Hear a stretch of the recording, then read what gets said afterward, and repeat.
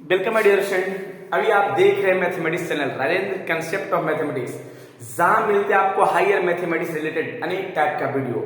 और चाहे वो विद्यार्थी इंजीनियरिंग मैथमेटिक्स का हो या फिर बीएससी, एमएससी, नेट, गेट या आईआईटी जैम, इस तरह के अनेक कंपटीशन की तैयारी करने वाले विद्यार्थी हो, सभी विद्यार्थियों के लिए इस चैनल पे बहुत ही बेहतरीन कॉन्सेप्ट और बेहतरीन थ्योरी के साथ वीडियो अवेलेबल रहेंगे।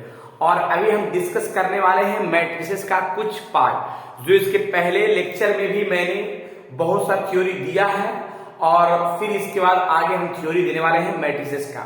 अगर जो विद्यार्थी पहली बार है तो उसके पहले लेक्चर के जरूर देख लेंगे, ताकि जो भी कॉन्सेप्ट रह गया है वो बेस्ट हो सके।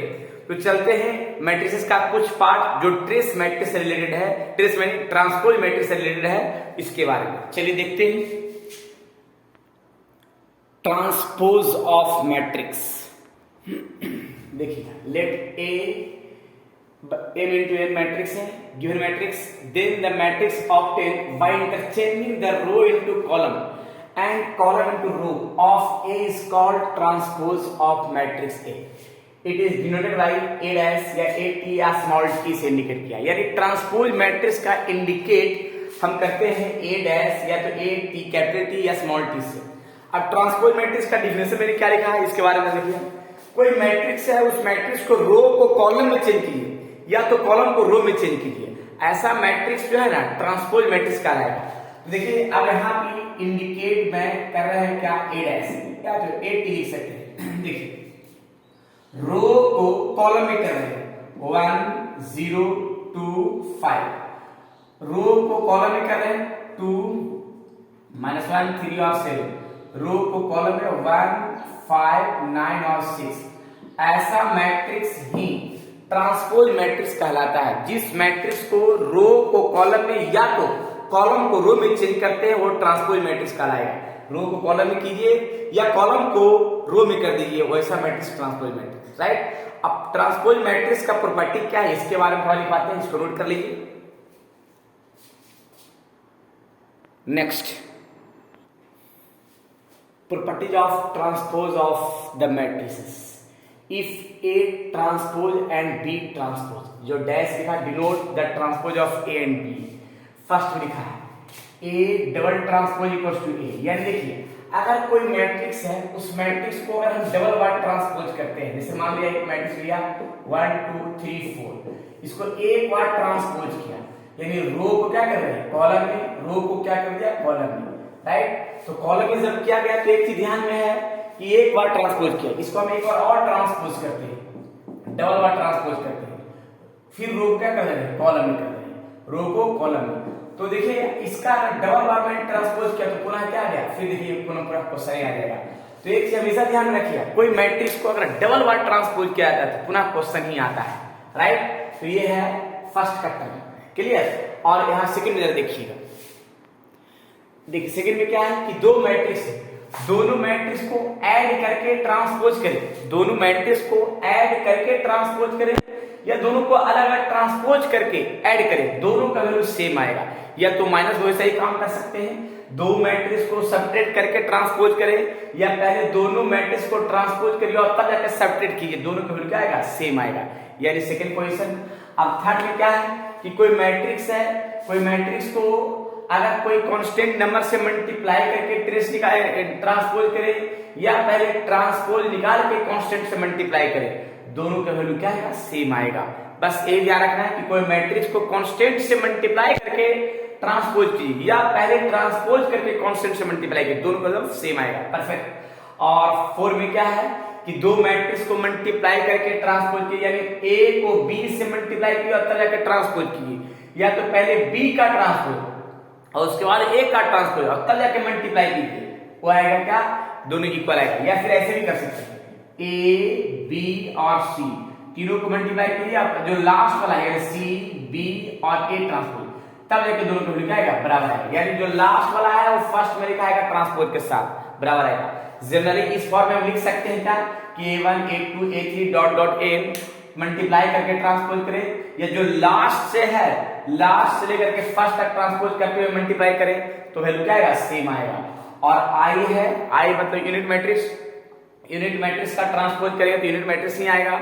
और कोई मैट्रिक्स है उस मैट्रिक्स को ट्रेस निकाले, ट्रेस जो मैंने पिछले लेक्चर में मैंने क्लियर किया है, बताया गया है, अगर नहीं तो देख सकते हैं उसको जाकर के, और ट्रेस निकाले या फिर ट्रांसपोज करके ट्रेस निकाले, दोनों को क्या आएगा सेम आएगा। ट्रेस निकालने का टर्म क्या है कि जिस मैट्रिक्स जिस स्क्वायर मैट्रिक्स का डायगोनल को ऐड करेंगे वही ट्रेस मैट्रिक्स निकालता है, ठीक है।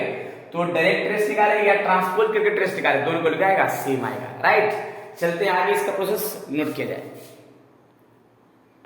Next, symmetric matrix. A square matrix A is said to be symmetric matrix. A transpose equals to A, यानी कोई स्क्वायर मैट्रिक्स है उसका हम ट्रांसपोज किया, ट्रांसपोज करने के बाद पुनः वही मैट्रिक्स आ जाए, वैसा मैट्रिक्स सिमेट्रिक मैट्रिक्स का है। देखिएगा मैंने एक स्क्वायर मैट्रिक्स लिया, एक एग्जांपल, इसका हम ट्रांसपोज कर रहे हैं, तो ट्रांसपोज यानी रो को कॉलम में कर रहे हैं। रो को कॉलम में क्या गया, रो को कॉलम में कर रहे हैं, रो है इसको कॉलम में किया जा रहा है और रो को इस कॉलम में कर रहे हैं। तो ऐसा मैट्रिक्स देखिएगा ट्रांसपोज किया गया और अपना देखिए कोई चेंजिंग नहीं आया, दोनों बराबर ही आ गया, तो ऐसा मैट्रिक्स क्या कहलाएगा, सिमेट्रिक मैट्रिक्स कहलाएगा। और एक चीज हमेशा ध्यान रखिएगा कि अगर कोई सिमेट्रिक मैट्रिक्स को अपना मन से एग्जांपल लिखने के लिए कहा जाए तो एक आसान तरीका क्या है कि डायगोनल पर कोई भी एलिमेंट लिख सकते हैं। डायगोनल पर देखिए मैंने एग्जांपल ले रहे हैं, डायगोनल पर कोई भी एलिमेंट रखेंगे, लेकिन जो एलिमेंट यहां रखेंगे वो एलिमेंट यहां रखेंगे, जो एलिमेंट यहां वो एलिमेंट यहां, जो एलिमेंट यहां वो एलिमेंट यहां, डायगोनल पर कोई भी वैसा मैट्रिक्स ही सिमेट्रिक मैट्रिक्स कहलाएगा। हम एग्जांपल लेते देखिए, जैसे यहाँ पे 8 9, यहाँ 8 7 0 और यहाँ 9 0 5, डायगोनल में मैंने कोई एलिमेंट ले लिया, लेकिन जो एलिमेंट यहां वो एलिमेंट यहां है, वैसा मैट्रिक्स ही सिमेट्रिक मैट्रिक्स कहलाएगा, इसका ट्रांसपोज करने पर ही आएगा, राइट। चलिए तो नेक्स्ट सिमेट्रिक मैट्रिक्स का skew symmetric, skew symmetric matrix. देखिए skew symmetric matrix, skew symmetric matrix या square matrix A is said to be skew symmetric matrix if A transpose equals to -A, यानी जिस square matrix को transpose किया गया और transpose करने के बाद माइनस कॉमन कर लिया जाए तब मैट्रिक्स के इक्वल आता है, वैसा मैट्रिक्स अस्क्यू सिमेट्रिक कहलाएगा। जैसे एक मैट्रिक्स मैंने लिया, इस मैट्रिक्स को जो स्क्वायर मैट्रिक्स है और इस मैट्रिक्स को हम ट्रांसपोज करेंगे, रो को कॉलम में कर रहे हैं, रो को कॉलम में किया गया, रो को कॉलम में किया गया, रो को कॉलम में किया गया, राइट। और इसमें से हम माइनस कॉमन कर लेते हैं, माइनस कॉमन कर लेते हैं, 0 माइनस पहला तो कॉमन हो ही गया है और माइनस A यहाँ पे होगा 0 C minus B minus C 0, right. तो ऐसा मैट्रिक्स जो है, अब जरा सोचिएगा माइनस कॉमन करके जो प्लस वाला था वो माइनस में, माइनस क्या हो गया प्लस में। अब यहाँ पे एक फॉर्म क्या है, ट्रांसपोज है माइनस, ये फॉर्म जो है अपना देखिए तो क्वेश्चन ही दिख रहा है, इसको A लिख सकते हैं, तो ये ट्रांसपोज इक्वल्स टू -A वो कहलाएगा अस्क्यू सिमेट्रिक मैट्रिक्स। यानी इसमें अस्क्यू सिमेट्रिक मैट्रिक्स अगर अपना मन से एक एग्जांपल लिखने के लिए कहा जाए तो सबसे आसान तरीका है कि डायगोनल पर ओनली 0 ही होगा, डायगोनल पर ओनली 0 होगा और जो एलिमेंट यहाँ रहेगा उसका अपोजिट रहेगा, यानी यहाँ प्लस में तो यहाँ माइनस में, प्लस में तो माइनस में, प्लस में तो माइनस में, वैसा मैट्रिक्स अस्क्यू सिमेट्रिक कहलाएगा। कुछ भी ले सकते हैं डायगोनल पर हमेशा, अगर मान लिया ऐसा ही है कि A बराबर कोई मैट्रिक्स लेते हैं वैसा अस्क्यू सिमेट्रिक होना चाहिए, तो डायगोनल पर हमेशा 0 होगा और जो एलिमेंट यहाँ होगा उसी का अपोजिट होगा। अगर यहाँ पे 2 होगा, यहाँ पे 0, यहाँ पे क्या होगा -2 होगा, यहाँ पे 3 होगा या -3 होगा, यहाँ पे +3 होगा, और डायगोनल पर हमेशा 0 होना चाहिए, स्क्वायर मैट्रिक्स होना चाहिए, तो सब अपोजिट है, वैसा मैट्रिक्स अस्क्यू सिमेट्रिक मैट्रिक्स कहलाएगा, राइट। तो जरा इसको नोट कर लिया जाए, आगे इसका हम प्रॉपर्टी बताते हैं कि अस्क्यू सिमेट्रिक और सिमेट्रिक का क्या होगा प्रॉपर्टी, इसके बारे में। नेक्स्ट देखिए property of symmetric and skew symmetric matrix लिखा गया फर्स्ट में, ये बहुत इंपॉर्टेंट है और ये इंजीनियरिंग मैथमेटिक्स के सिलेबस में है। सिमेट्रिक और अस्क्यू सिमेट्रिक थोड़ा अच्छा समझेंगे ताकि एग्जाम का क्वेश्चन छूट न सके। लिखा गया है if A be a square matrix then A plus A transpose A into A transpose and A transpose into A symmetric matrix कहलाएगा। जैसे मान ले क्या है कि एक स्क्वायर मैट्रिक्स है, एक स्क्वायर मैट्रिक्स है, उस मैट्रिक्स को हम ट्रांसपोज करते हैं। मान लिया 1 और 2 3 और 4 स्क्वायर मैट्रिक्स है, इस मैट्रिक्स को ट्रांसपोज किया गया। ट्रांसपोज रो को क्या करना है, कॉलम में, रो को मैंने कॉलम में किया। अब दोनों को ऐड करते हैं, a प्लस ए ट्रांसपोज, दोनों को ऐड किया तो 1 और 1 2 आ जाएगा, 2 और 3 5 आएगा, 3 2 5 आएगा और यहाँ 4 4 8 आएगा। अब ये जो मैट्रिक्स आया, इस ये मैट्रिक्स पूछा जा रहा है कि a प्लस ए ट्रांसपोज कैसा मैट्रिक्स है, सिमेट्रिक है या स्क्यू सिमेट्रिक है। तो सिमेट्रिक के लिए क्या है कि अगर मैट्रिक्स को हम अगर ट्रांसपोज करते हैं, यानी रो को क्या करते हैं, कॉलम में करते हैं, रो को अगर कॉलम में किया, ठीक है, रो को अगर हम कॉलम में अगर करते हैं और वो मैट्रिक्स पुनः वही आ जाएगा, वैसा मैट्रिक्स सिमेट्रिक मैट्रिक्स कहलाएगा। सिमेट्रिक मैट्रिक्स तो यहाँ पे लिखा गया है कि एक स्क्वायर मैट्रिक्स है, उसका a plus A transpose symmetric आएगा, a इंटू ए ट्रांसपोज वो भी सिमेट्रिक आएगा, a ट्रांसपोज इंटू ए वो भी सिमेट्रिक आएगा, राइट, ये ध्यान रखिएगा। सेकंड लिखा है कि a minus A transpose skew symmetric कहलाएगा। जब मैट्रिक्स को यहाँ पे ट्रांसपोज करके माइनस करेंगे तो ऐसा मैट्रिक्स स्क्यू सिमेट्रिक, यहाँ पे सिमेट्रिक आया था लेकिन वह स्क्यू सिमेट्रिक आएगा। क्लियर, जब वो एक स्क्वायर मैट्रिक्स होगा तब, ठीक है। इसके बाद सेकंड में क्या लिखा हुआ है जरा देखिएगा। सेकंड में लिखा गया है कि if A be a symmetric matrix और बी ए स्क्वायर मैट्रिक्स, यानी ए एक सिमेट्रिक है लेकिन बी एक स्क्वायर मैट्रिक्स है, जनरली जो स्क्वायर मैट्रिक्स होता है, ठीक है। तो उसके बाद लिखा है कि माइनस ए के इंटू ए ट्रांसपोज ए के power inverse B transpose into A B are also symmetric, यानी ए एक सिमेट्रिक रहेगा, ठीक है, सिमेट्रिक रहेगा तो उसका ट्रांसपोज भी उसका जो है ना माइनस ए भी करेंगे तो सिमेट्रिक कहलाएगा, और कोई कांस्टेंट नंबर से मल्टीप्लाई करके भी उस मैट्रिक्स में वो सिमेट्रिक ही कहलाएगा। ट्रांसपोज भी करेंगे वो मैट्रिक्स क्या करेगा, सिमेट्रिक। उसको कितनों बार मल्टीप्लाई करेंगे, 2 बार 3 बार, अगर वो मैट्रिक्स सिमेट्रिक है तो सिमेट्रिक ही कहलाएगा। इनवर्स में निकालेंगे वो मैट्रिक्स सिमेट्रिक कहलाएगा। और बी एक मैट्रिक्स है, बी एक स्क्वायर मैट्रिक्स है, उसका ट्रांसपोज करके एक बी से मल्टीप्लाई करें वो भी क्या कहलाएगा, सिमेट्रिक कहलाएगा। ये सब याद रखिएगा, ये कभी कंपटीशन में काम आएगा और बहुत इंपॉर्टेंट टर्म है, थोड़ा ध्यान। अगर यहाँ पे थर्ड देखिएगा, लिखा गया है कि A and B are two symmetric matrix, A और बी दो सिमेट्रिक मैट्रिक्स है, दो सिमेट्रिक मैट्रिक्स है तो दोनों का एडिशन ए प्लस बी वो भी सिमेट्रिक कहलाएगा, दोनों का सब्ट्रैक्शन भी सिमेट्रिक कहलाएगा, और ए बी और बी ए को मल्टीप्लाई करके ऐड करेंगे वो भी क्या कहलाएगा, सिमेट्रिक ही कहलाएगा। कब, जब ए और बी दो सिमेट्रिक रहेगा तब, दोनों सिमेट्रिक। अगर ये ए बी माइनस बी ए यहाँ पे ऐड किया तो सिमेट्रिक, लेकिन माइनस किया तो अस्क्यू सिमेट्रिक, राइट। लेकिन ए बी इज सिमेट्रिक कब होगा, जब ए बी और बी ए दोनों को मल्टीप्लाई करेंगे और दोनों सेम आएगा ए बी और बी ए, तब वो मैट्रिक्स ए बी क्या कहलाएगा, सिमेट्रिक मैट्रिक्स कहलाएगा, राइट। चलिए, तो ये रहा थर्ड में कि जब सिमेट्रिक दोनों रहेगा तब। और जब दोनों अस्क्यू सिमेट्रिक रहे, A and B are two skew symmetric, तो दोनों का एडिशन भी अस्क्यू सिमेट्रिक कहलाएगा, दोनों का सब्ट्रैक्शन भी अस्क्यू सिमेट्रिक, दोनों का मल्टीप्लाई करके सब्ट्रैक्ट करेंगे वही अस्क्यू सिमेट्रिक, लेकिन मल्टीप्लाई करके ऐड करेंगे वो सिमेट्रिक कहलाएगा। कब, जब A and B two skew symmetric है तो दोनों का addition skew symmetric, subtraction skew symmetric, multiply करके सब्ट्रैक्ट करेंगे वही अस्क्यू सिमेट्रिक, लेकिन ऐड करेंगे तो सिमेट्रिक कहलाएगा। तो ये है टर्म सिमेट्रिक और अस्क्यू सिमेट्रिक का प्रॉपर्टी जो सामने दिख रहा है, और इस फॉर्म को अच्छा समझना है ताकि ये काम आ जाए। चलिए, तो हम आगे बढ़ाते हैं, इसका और भी टर्म इसको नोट किया है। नेक्स्ट देखिए, यहाँ पे लिखा है नोट में, A square matrix can be expressed as the sum of symmetric and skew symmetric.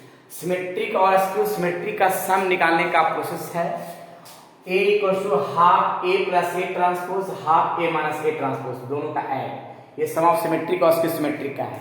इस पर थोड़ा सा हम क्वेश्चन दिखाते तो ज्यादा बढ़िया होगा और अच्छा लगेगा। चलिए, क्वेश्चन दिखा जाए। Question, express the following matrices as a sum of symmetric and skew symmetric. ये बराबर दिया है, तो सम ऑफ सिमेट्रिक और अस्क्यू सिमेट्रिक में आने के लिए पहले जो मैट्रिक्स दिया है, इस मैट्रिक्स को पहले हम ट्रांसपोज कर देते हैं। ट्रांसपोज, जिसको लिख सकते हैं रो को कॉलम में, यानी 6 - 2 2, रो को कॉलम में 2 3 -1 2 -1 और 3। अब इस मैट्रिक्स को दोनों को हम ऐड करते हैं, ऐड यानी A प्लस A ट्रांसपोज।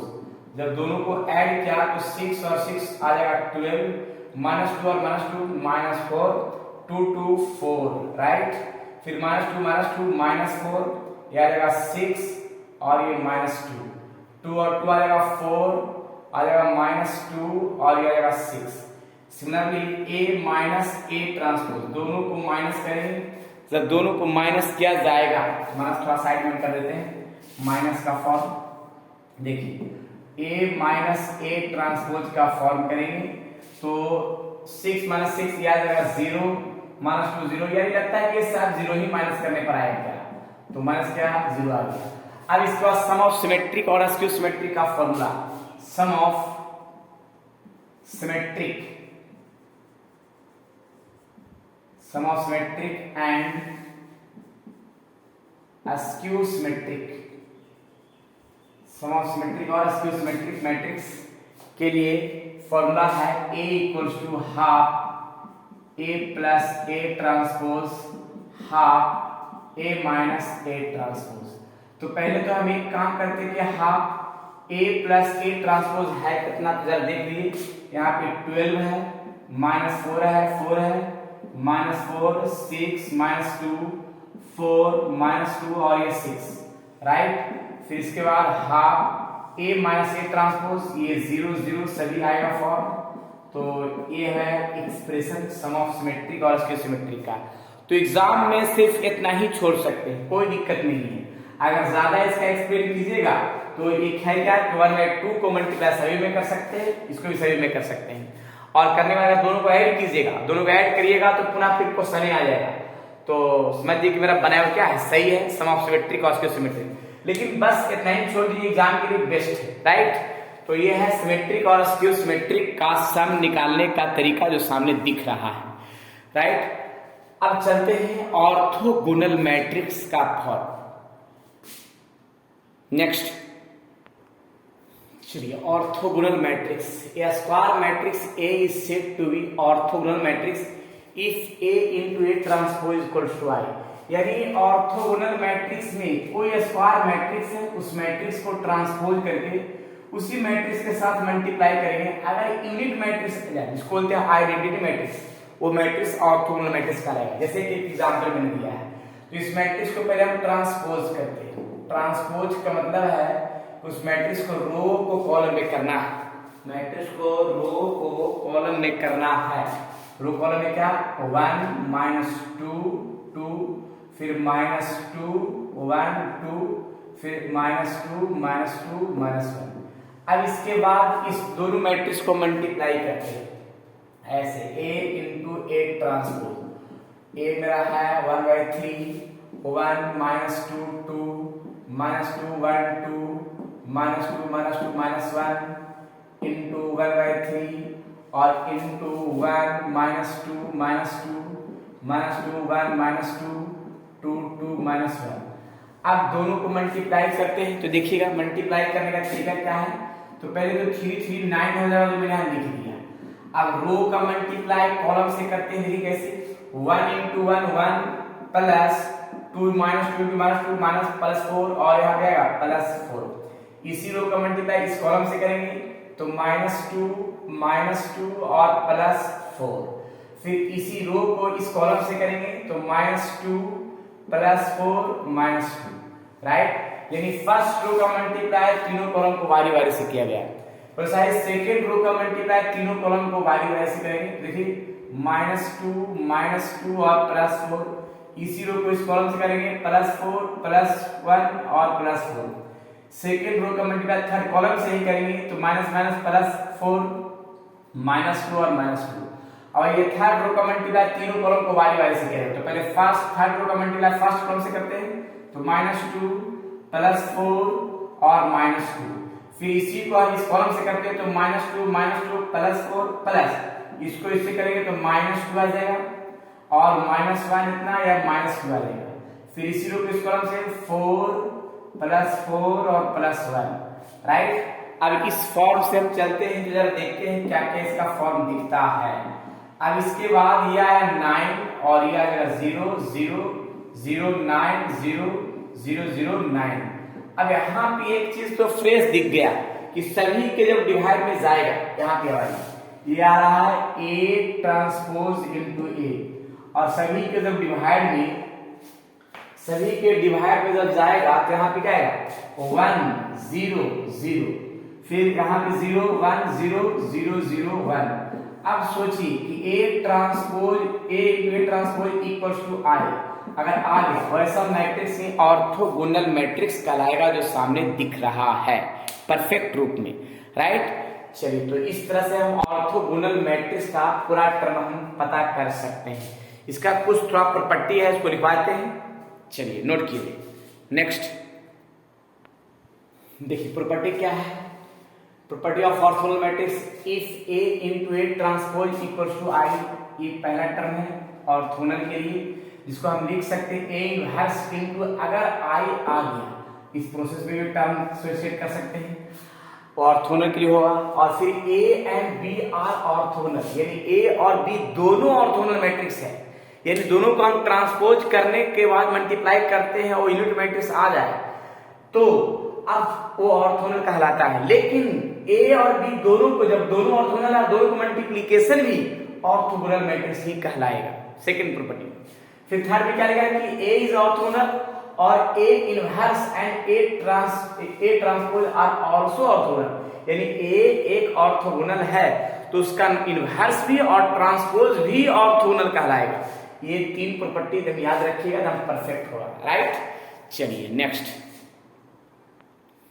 चलिए एक क्वेश्चन है जो सामने दिख रहा है, इसमें कौन सा ऑप्शन होगा कमेंट बॉक्स में जरूर बताइएगा।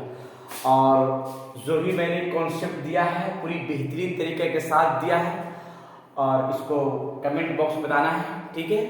फिर नेक्स्ट वीडियो में मिलेंगे नए थ्योरी नए क्वेश्चन के साथ। जब तक के लिए आप लोग खुश रहिए, स्वस्थ रहिए और मस्त रहिए, और विद्यार्थियों में जरूर शेयर करते रहिए। और साथ साथ डिस्क्रिप्शन बॉक्स में एक टेलीग्राम का लिंक दिया और जरूर ज्वाइन कीजिए, क्योंकि उसमें बेहतरीन क्वेश्चन प्रैक्टिस के लिए आपको मिलेंगे।